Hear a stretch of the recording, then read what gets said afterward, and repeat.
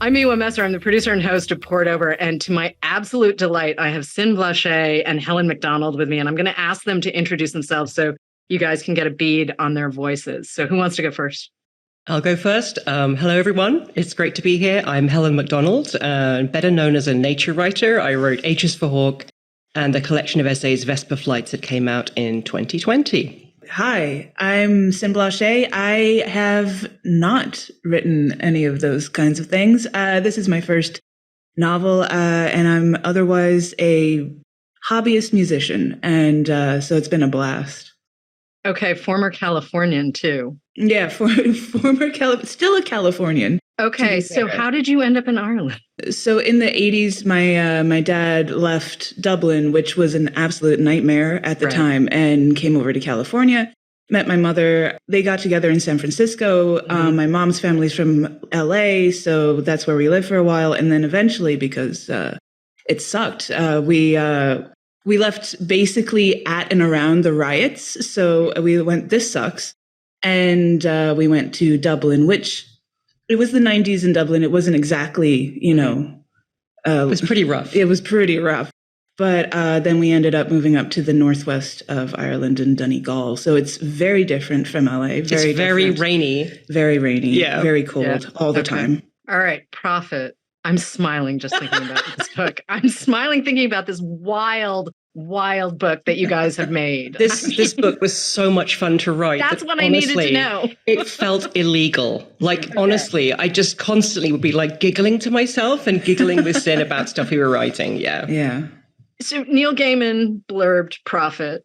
C. Pam Jang, who I love, also. Lots of people have said very nice things about Prophet. And I'll tell you, too, your editor passed me a copy ages and ages ago, and I just looked at it and said, okay. I mean, because the combination of Elizabeth and the two of you, and I was like, okay. And I have to say, I was howling through the whole thing for all of the right reasons. Please don't misunderstand me. Rao is my guy. Yeah, Rao. What a chaos machine dude. Yeah, the rudderless pleasure hound. Yeah, absolute goblin. He is absolutely the guy.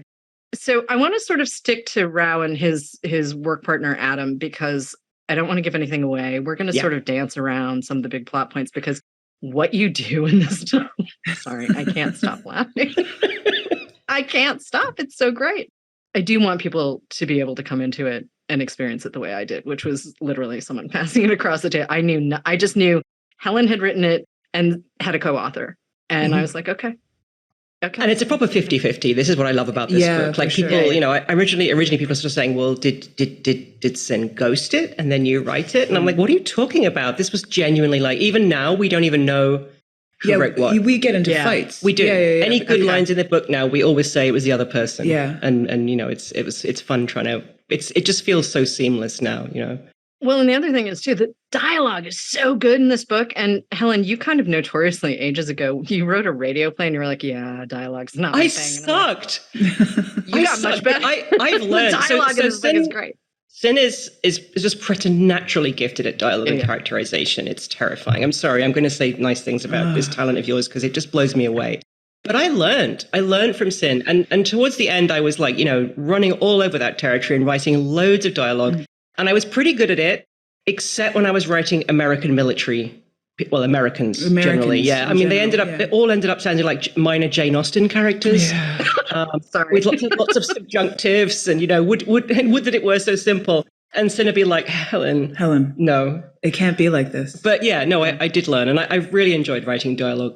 Okay, so wait a minute. How did the collaboration come about, though? Because you wrote the bulk of this book during lockdown, right? Yeah, basically all of it. Yeah, we once the lockdowns stopped in Ireland, because it was differently staggered in the UK and Ireland. So once the lockdowns stopped in Ireland for sure, and they were letting people in again, we finished the book. So most of it was done actually over the internet, over DMs. Yeah, and DMs emails. And social media and emails. Yeah. And I'd known Sin for about a decade, bit more than a decade.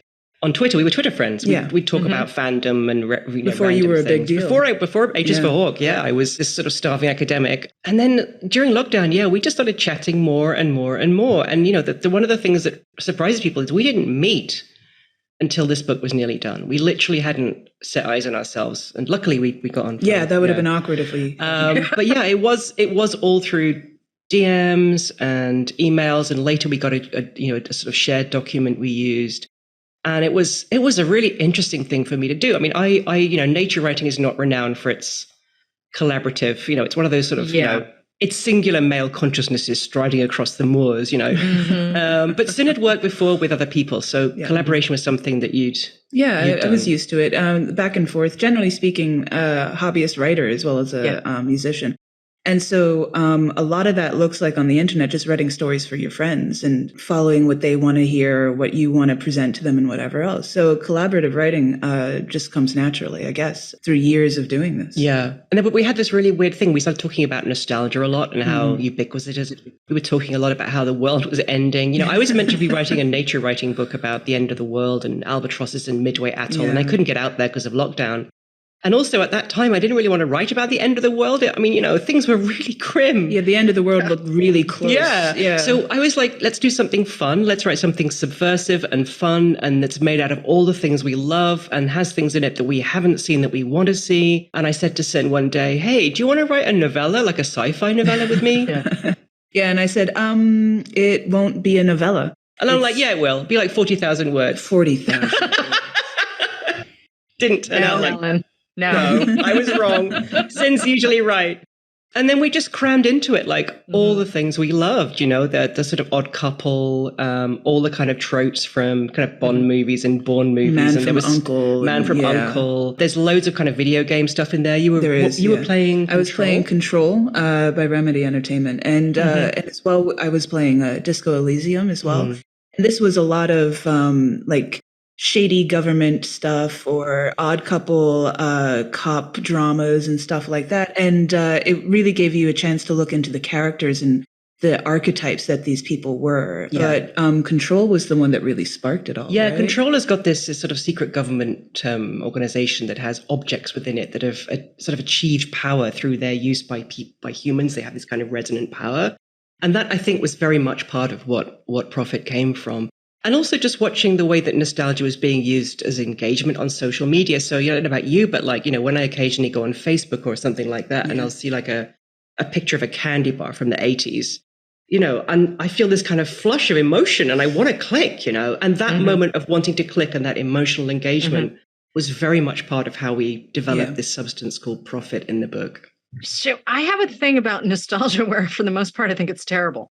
And because I think the way people use it to manipulate others and themselves is just, it's blatant and it's disturbing. Yeah, right. It's really disturbing to me. So when I saw that you had weaponized nostalgia in Prophet, that's pretty much between Rao and weaponizing nostalgia. I was like, yep, I'm here.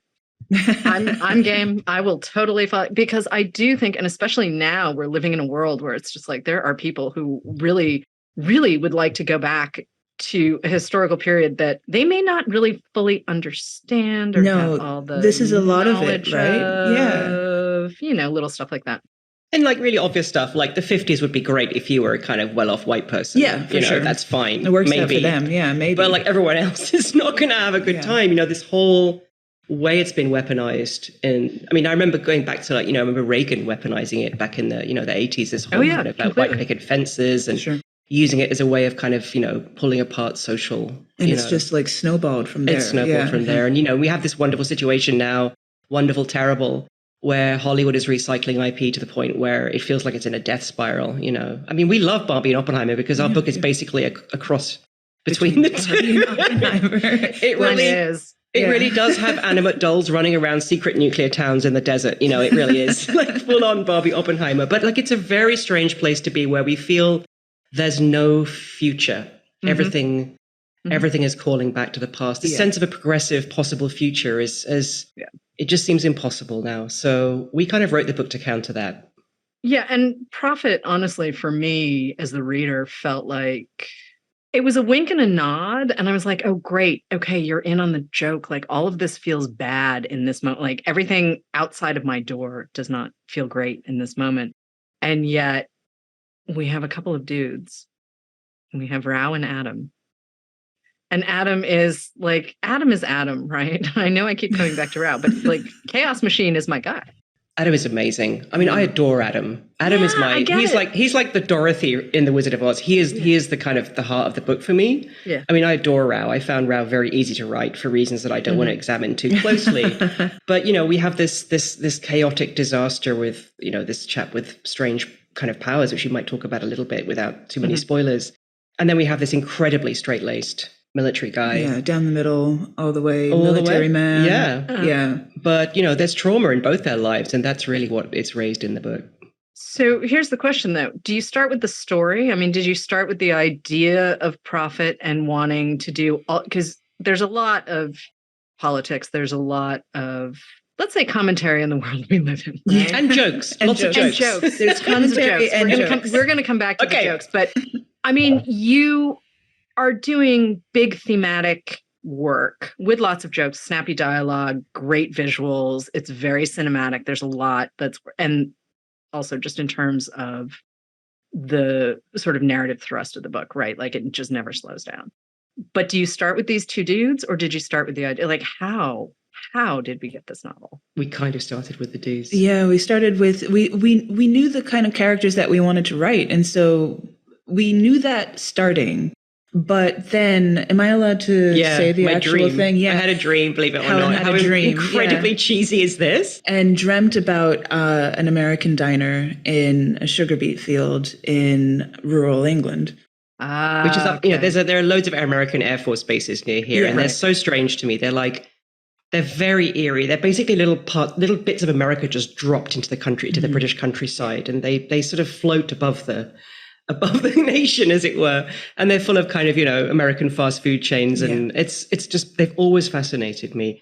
But so I dreamed about a diner in the middle of a sugar beet field in the fog, which is bizarre. And you dreamt about the actual substance, a silvery substance that there's some sort of deep covert military kind of project weaponizing nostalgia. And I think some of that came from watching lectures by the amazing geographer Trevor Paglen, who just done some amazing work on the geography of kind of secret military sites in America. The fact that they're meant to be invisible, but people go into them and out of them, and there's kind of, they need food and they exist. And there was something about that I think made me dream about this bizarre place where bad actors were weaponizing nostalgia. Yeah. And I was like, Sin, I've got an idea. Remember all the things we were talking about? Let's write a book about it. But can we have our odd couple at the center? Yeah. Because they're the central, they're the beating heart. Yeah. We always knew that we wanted to have it basically, no matter what plot that we ended up like finalizing, we knew that we wanted it all to move forward with a real beating heart of real people. And that's what we did. Yeah. I think for a book like this too, if you don't have something to ground you, right? Like you're doing a lot. Yeah. You are doing a lot going on. Yeah. And lots of satisfying stuff.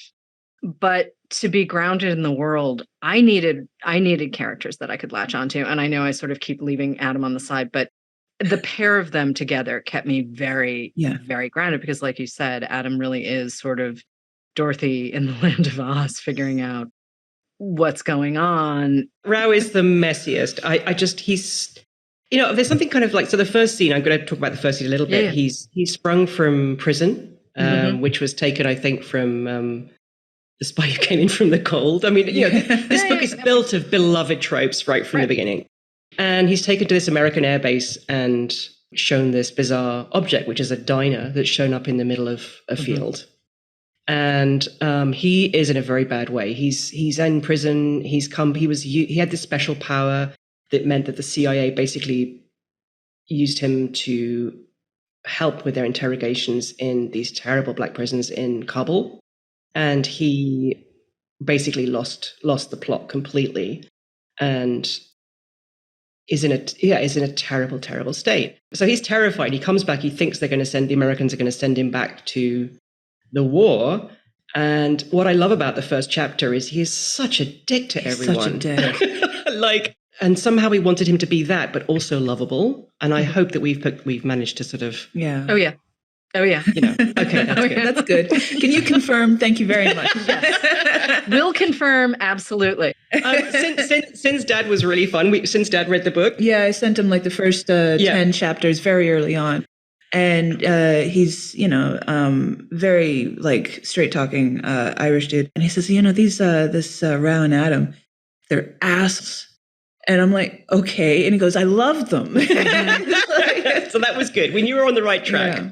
I mean, I don't need to you have some nefarious folks in this book that are not Rao and Adam. No. And I don't need to I need a story that I can hook into. And you've given me characters that I really want to know what's going to happen to. Mm-hmm. And also this idea of weaponizing nostalgia, especially as an American. I'm like, hi. I totally get that it's everywhere.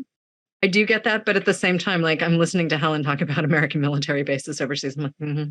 Mm-hmm. Yeah. Yeah. Mm-hmm. So, this idea that we can sit down and really think about, because part of it too, this book is very, very funny. But some of the funniest comedians in the world are some of the angriest people in the world. And I think we need to talk about like the grief and the anger. Like we're living in this world that like, it does feel like we're on the cusp of the end of everything. I mean, New York was orange a month ago because of fires in Canada. Well, at the time of writing, I think LA was orange, right? It looked like it looked like it was Blade Runner, and everything was really scary. And again, we were stuck in our houses. Everybody was talking about the end of everything, and the politicians that we were watching at the time, not just Americans, because God damn, that was difficult to watch, especially from a distance. But in UK and in Ireland, politicians were just blatantly lying, everybody not knowing what to do about it. And as well, using not just like, the 90s babies will remember, or do you remember these chocolate bars from the 60s, but also politicians using a kind of nostalgia for, remember when we were in charge and things were fine? Do you remember that? No, nobody does. But now that you've said this, we're going to imagine a past where that happened, and it will feel safe. And this blatant lying was pissing us off so much. It was making us so angry. And that sort of sense, like, one of the characters in the books talks about this, the fact that nostalgia was originally a military disease. Yeah. It was suffered by Swiss mercenaries, the story goes, in the 17th century. And they were sort of seeing ghosts and really missing home, and they were becoming non-functioning as fighting units. And back then the cures were opium and pain. So we made Rao an addict and a masochist, right? So everything is kind of linked to this book. I remember reading this amazing book by Svetlana Boyne, I think, about nostalgia. And there's an extraordinary quote about how if you break nostalgia into the two parts, so it comes from nostos, meaning a return to home, and algia, meaning pain or longing. She's like, the nostos, the sort of return to home, is the scary bit, right? That's the bit that you don't really want to kind of go with. The longing can be positive. The longing for a place where things are better doesn't have to be a reactionary, thing. It can be a very, very open and, a wonderful sort of thought. What kind of future do we want? But if you tie it to the home, instantly you start to think, who do I want to be at home with? And then it's all about shackling to the past. And then it becomes exclusionary. And we were like really careful, I think, in this book to just make sure that we made it as full of different characters as possible from all kinds of places. And it's just, we wanted it to be diverse and joyful. Yeah. And we wanted that joy, amongst the darkness. I think that was one of the most subversive things, I think, at the time. Yeah, well, I think definitely at the time we were talking about how the only way to get through some of the darkest things is to laugh at it, right? Yeah, and so it's a very Irish. It's a very Irish way to look at it. But if you're not going to laugh at it when you're at the gallows, then when are you going to laugh? Yeah. And it was dark at the time, sure, but we also wanted to talk about really serious things. And both our reactions when it's very serious things is to try to lighten the mood a little. And so the harder we went on the scary things like politics or the war in Afghanistan that we do talk about and all kinds of things, loss, trauma, we still wanted it to be hilarious in a way that, when you're crying, at least you're laughing. And when you're laughing, and feeling those two things crying at once is very powerful. Yeah. Feeling the grief, feeling the loss, feeling the pain, and finding things funny. I think that's it's quite a politically kind of, again, subversive sort of feeling to carry those contradictory things within yourself. It should be encouraged, I think. I think too few people actually let themselves feel everything. They have to shut it down. I'm sad now, I must feel sad. That's Adam, man. Adam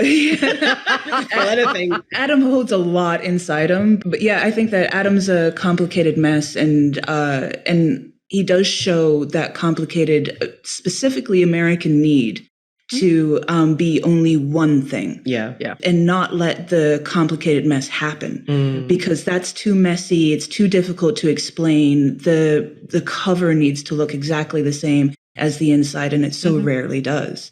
So, he would have found basic training very calming for him because he would know what to do, where to stand, what to, whereas Rao is a creature of, he's between everything, he's kind of, he's not quite Indian. He's not quite British. He's not, he's kind of non-binary and fluid. He doesn't really know. I mean, he just feels like he's nobody, but actually he's just got all of the different, he's a proliferation of different selves. And I think Adam finds that he's kind of envious of that. Envious, and he's threatened in a really weird way, but he's obsessed in another way. And I think that we embody they that feel really well. real to us. In fact, they feel so real to us now. And I think part of that is because when we wrote those characters, we have very strong versions of Rao and Adam in both of us. I found Rao easier. Shockingly, I found Adam easier. Shockingly, Sin found none Adam. Of this. I'm sorry, as the reader, none of this surprises me. But the Raos and Adams in both our respective heads are slightly different from each other. And I think that was really exciting because it meant that when we wrote them, there's a kind of an epistemological space between those two characters that made the people on the page seem really complex and real because there are loads of contradictions in them. So even now, we had this really fun thing when we were writing it that Sin would occasionally just send me these little snippets of dialogues. And we called them Pezzes after the candy because they were like little. I just put these out. Yeah, and most of them were hilarious. I mean, like just roared with laughter.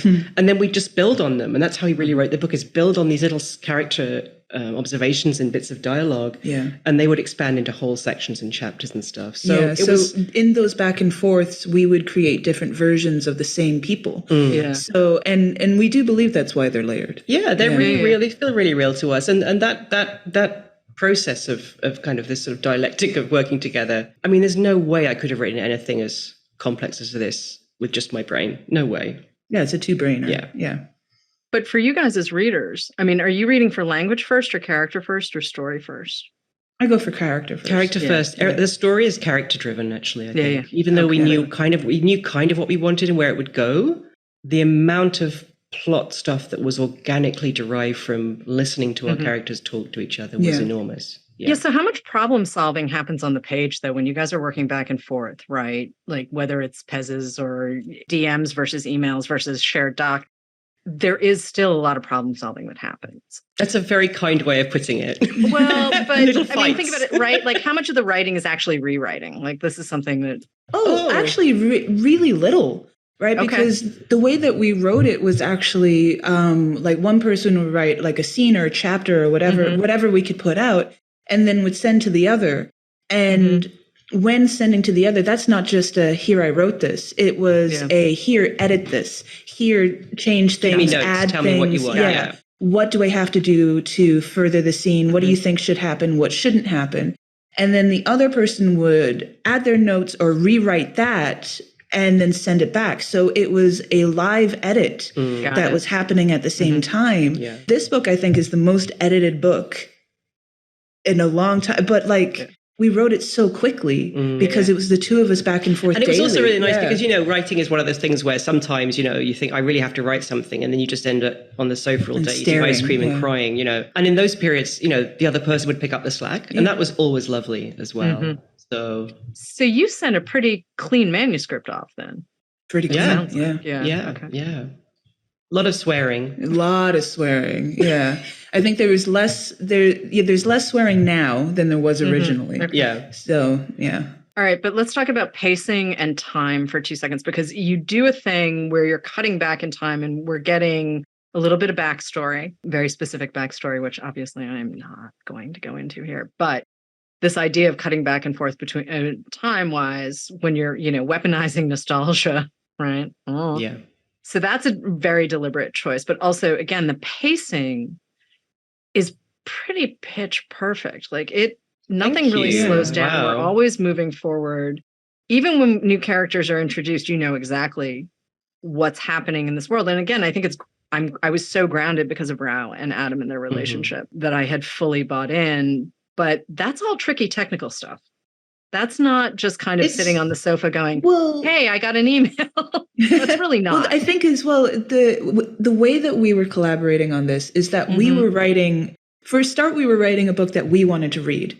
Yeah. And so a lot of it was writing a book for the other person and making sure that the other person wasn't bored. So at no point, I never thought of it like that. So at no point were we bored reading it or writing it. So we were pacing it for ourselves. So if the pacing is right, then we probably like the same kind of books and movies. But that's generally we wanted that kind of thrilling, propulsive kind of feeling. But also, I think the time thing is very important in this book. Partly because one of the, again, sort of spoiler is both of these main characters don't suffer nostalgia for various reasons. So their backstories are very interesting in that regard. But also, you come to understand later on in the book that the sort of concept of time itself and these men's stories or these people's stories is very, very complicated and active. Right? Stuff that happens now ripples back in time. So, the book in a sense breaks down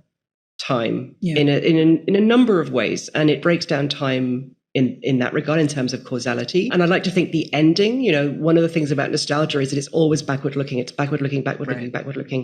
The ending of the book is you reach a place where there's a sense of a kind of continuous present and a future, which I think is a really important kind of way out of the conundrum of nostalgia, the trap of nostalgia. Yeah. Oh gosh. Well, we're good. We didn't talk like so we were writing it. We were just swearing at each other and laughing. We're very good.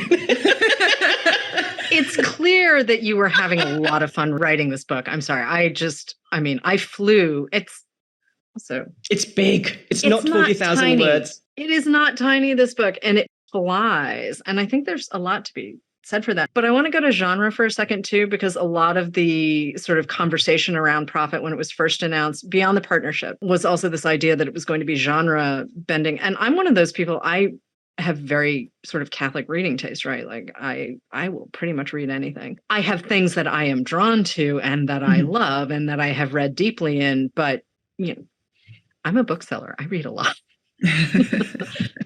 And I just want to talk to you about genre for a second, because it's so clear that you both love spy thrillers and lots of other stuff.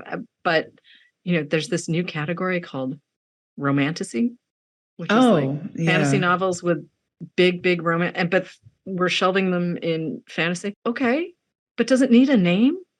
I don't know. Why are we always so quick to give something a name? Like, why can't we just have an agree. Awesome book? I'm going to sit forward for this. Watch out. Sitting I'm forward. Sitting forward for this. Way back. No, but this is a lot of the undertow of a lot of what we were writing about was, we were dealing with archetypes and tropes and different genres, but a lot of that has to do with not wanting to be put into a box about whatever else, right? Because this is actually really dangerous in terms of not just writing, not just media, but in terms of politics and in society, all these little boxes that everybody is so quick to put themselves in. Right. And then if there's anything that pokes out of the box a little, then it's genre bending. It's this, then that. We have to do a portmanteau of what it is and figure that out. It's like, well, isn't life more complicated than sci-fi? Life more complicated than fantasy? Well, nature writing too. I had that with nature writing, this sense that nature writing was extremely constricted territory. It was a very, I'm going back to it. Obviously, I love it. But, the notion that David Gessner wrote a wonderful essay on this called Sick of Nature. He said, woe betide you if you swear or mention brand names in a nature writing book, Right. So I think it was definitely on purpose that we decided to really just pull everything together. We messed around with everything. But not because we wanted to necessarily break those genres, but we just sort of love them all, And every genre plays into another. Yeah. Really easily. And the idea that one thing can only be a fantasy book is nuts to me. For instance, the romantasy idea. There's so much more to a lot of genre books than what shelf we're putting them on. And I think that's just really, really important thing to me. I don't know. But our book is a huge, huge romance. Yeah, it is a huge romance, to be fair. Very satisfying. Good, thank you. But art should, I mean, isn't that the whole purpose of art? Like for us to process where we live and what we're doing and the decisions we make? I mean, that's the whole purpose. The whole point, and to look at the boxes and the walls and whether there are walls. Mm-hmm. Yeah, absolutely. Mm-hmm. I mean, art is political. Like of art course. is political. Always should be. You can be writing a romance, you can write why art is political. Yeah. And you have to have a point of view. I mean, actually, Helen, I was thinking a little bit about your Spy and the Cuckoo from Vesper. Oh, the Maxwell Knight, yes. Like, honestly, as I was reading this, and I'm going to ask you to explain that essay much better than I just did, because I know you have a summary of it, but I really was thinking about that guy and his cuckoo and the language that overlaps between bird watching and spies. And because this is Prophet really flows in a lot of ways. I can see, I mean, certainly Sin, the video games, I was like, yeah, she's got to be a gamer. I mean, they've got to be a gamer. That I saw immediately. But at the same time, Helen, there is work that I can see flowing out of Vesper Flights a little bit and a little bit out of H is for Hawk. And so like this idea that genre, you know, is the be all end all, I'm kind of like, yeah, that's, I remember video games, we wouldn't have Prophet, right? Like it, right. No, I remember there's a couple of things to say about that. One is to talk about, I think about internet fiction, internet fan fiction is also really important. But I just want to say, like, one of the things that's really funny about this, I remember years ago I was being asked to illustrate a book and it was about birds. And the commissioning editor said to me very worriedly, "Can you draw mammals?" And I was like, "What?" And she said, "Can you draw mammals?" I'm like, "I could draw anything. I can't."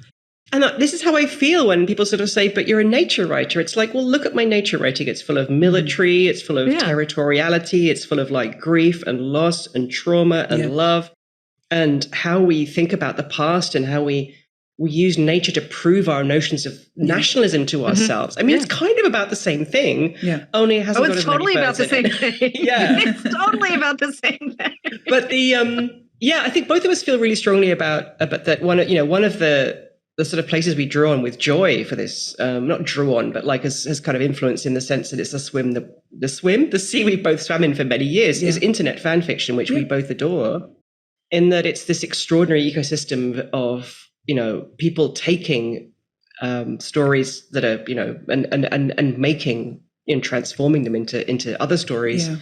And it's kind of ignored still by the establishment and considered somehow, you know, not less than. Yeah, less than.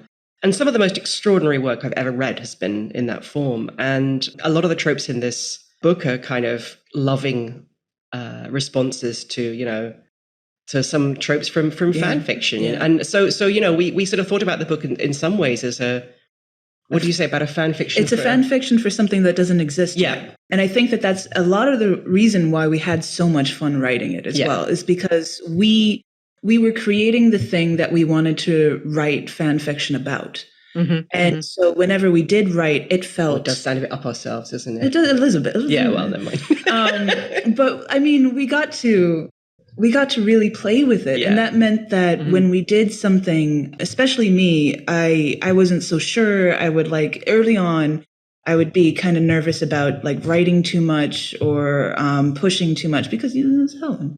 And I was me. And so it was kind of a really nervous kind of thing. I'd like, I wrote this thing. I'm not quite sure about it. And it was just fun. And I produced it. And then suddenly that was part of the book. That was how the ending was written. I remember this because we were very nervous about the ending. The last few pages of the book, which are devastating. I still cry when I read them because, you know, I'm such a sentimental old sot. But that was you just turned up with him one day and said, I just wrote this for fun. I'm like, well, there it is. That's the ending, you know. Yeah. So I think one of the things that people who don't write, and I've heard this from many, many writers, and I love that it's so general, and it's that sense that when you're writing, if you occupy that position as author, nothing really happens. You have to kind of trick yourself into writing all the time. You have to sneak up on yourself. You have to sneak up on yourself or it doesn't happen. And I remember a few times where I think someone described writing as being like it's like a bit like whitewater rafting. You just have to hang on and pray. And the book sometimes felt a bit like that. So that was... Yeah. So it's kind of an homage to all the things we love, and it is very angry, but it's I'm a lockdown so proud book. of it. Yeah, I'm proud of it too. We were angry, and we were doing a lot of things that we loved and hated, and we made a book out of it. And you may as well make it funny. Yes, exactly. I mean, why not make it funny? The dialogue. Oh my God. We dialogue in this book is so good. When we're together, we'll like sometimes pick it up, you know, and open it up and read bits and laugh at each other because, again, we don't agree on who wrote what when we like a part. Yeah. It's always going to be down to, no, you wrote that because I like that. One of the decisions that was very important in this book, actually. Sorry, this has just become me and Sin talking at you. I'm so sorry. It's all good. Wait, am I complaining? I am not complaining. No. We decided really early on that we wanted it to be in close third. So we're always in the heads of the characters, apart from some little sections which are in italics, which are explained later. So I really think it was something really extraordinary to write inside people's heads about a substance, about a thing, this prophet thing that they don't really understand. And you reach the end of the book, and there are clues all the way through the book about what this is and what's happening, but that the reader isn't given them. They're not kind of handed on a tray. Oh, because you only ever get what it is through the eyes of these very infallible. That was really important. That was really important. Yeah, we didn't want it to be insulting. We wanted to talk down to readers. People, trust the readers. Because we liked it when we read things and we felt trusted. Yeah. And we wanted to extend that to other people. Yeah. We would be having a very different conversation about a very different book if you had done that. I think, every reader brings their own experience to a book. I think that just opens you up to a really wild reading experience. We do have thoughts because obviously, nature writing is something I want to get back to, but we definitely have thoughts. There are things in this book that have opened doors for us. Opened doors to be resolved in future books. So we won't be able to leave these characters alone. Around Adam are going to haunt us forever. I know it, complaining at us. I was pretty clear from that, honestly. After reading it, I was like, they're not done. I don't know what it looks like, but it's clear to me that you're not done. But I have one question that I have to ask because I was talking to my dude about this book and explaining the book to him, and he just said, Terry Pratchett? Wait, do they read Terry Pratchett? So did Terry Pratchett ever enter into I'm just asking on his behalf because I was like, I don't know. I have never read Terry Pratchett and I hang my head in shame. I was weaned on Pratchett. Okay. Yeah. So my babysitter in Ireland was a Scottish man who was obsessed with Pratchett. And basically he would make sure that after school, he would put another book down in front of me. So there you go. Yeah. So there we are. Pratchett's a huge so one. you've done Shared all of brain. Discworld. Yeah. Okay. Oh yeah. I just honestly, I've read a couple of the Discworlds, but it's been a really long time. So I was just like, I don't know. I'm going to go to the source and ask. I have to read them now. Well, I should. That's really funny. I wouldn't have thought that was an inspiration, but I guess it must be. It's so foundational. Yeah, those things are very deep, and I always laugh because, Le Carré to me is a hugely deep influence on this. And it does make me laugh because I always imagine what would happen if George Smiley met Rao. It would be like the worst meeting. They would loathe each other. I quite often think about that. It'd be really funny. I would like to read that, please. We'll email you. We'll email you. We'll have a go. Because honestly, I'm sorry. George Smiley testily rubbing his glasses on his tie while Rao just goes off on one. It'd be really good. Oh. Hey, before I let you go, though, what's next? I mean, we talked about a larger sort of maybe this is happening, but also, do we get the Albatross book at any point now that the world has? I'm hoping to go back this winter to go back to Midway Atoll in the Pacific. This astonishing place that I went out there in 2018 and got really ill. Actually, had to come home early. So going out there is really it's this amazing kind of Balladian. It's an ex-naval air station, with ruined buildings, everywhere, because it was cheaper to leave stuff there rather than take it off. It's so remote.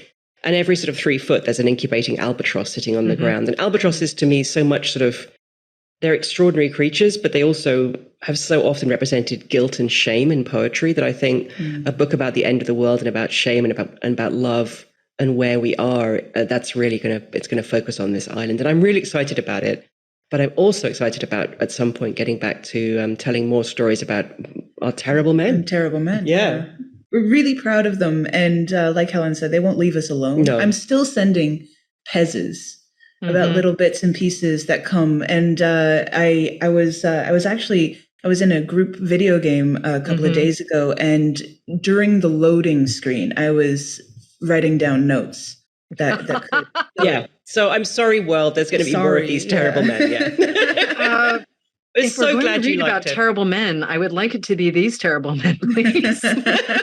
These ones are preferred. Well, we really hope that people have fun with it. You know, that was, I mean, more than anything else, you know, there's the politics, there's the sort of atmosphere and stuff, but the fun, the sort of wild ride of it is, I hope, what people will enjoy. So I had a really good time. And again, I walked into it cold. I walked into this book entirely cold. Elizabeth slid it across the table to me and just said, I'm telling you. And I was like, okay.